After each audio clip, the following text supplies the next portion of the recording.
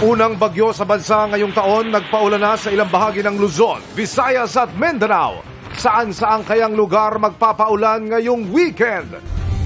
Mahigit 400,000 customer ng Meralco nakaranas ng rotational brownout.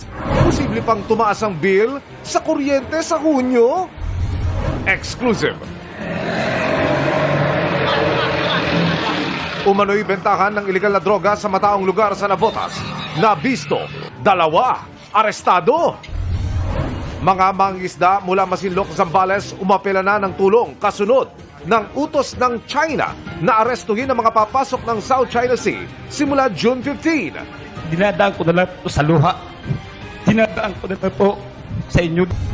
Bilang kampanya para sa mas ligtas na kalsada sa mga bata, pedestrian lane sa Valenzuela, ginawang mas makulay.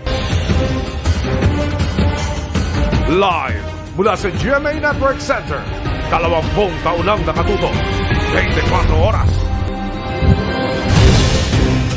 Unang bagyo sa bansa ngayong taon, nagpaulan na sa ilang bahagi ng Luzon, Visayas at Mindanao.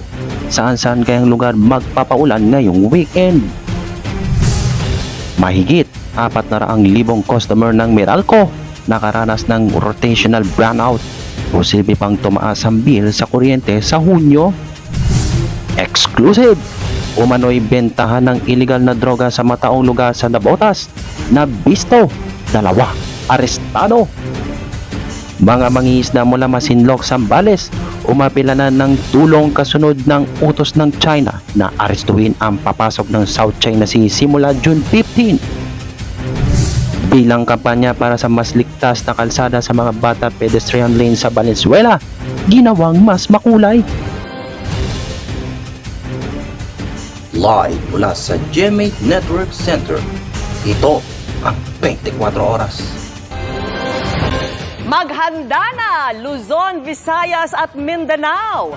Sa gitna ng El Nino at tag-init, nabuo ang unang bagyo ng taon na ngayon pa lang ay nararamdaman na sa ilang lugar sa Bicol.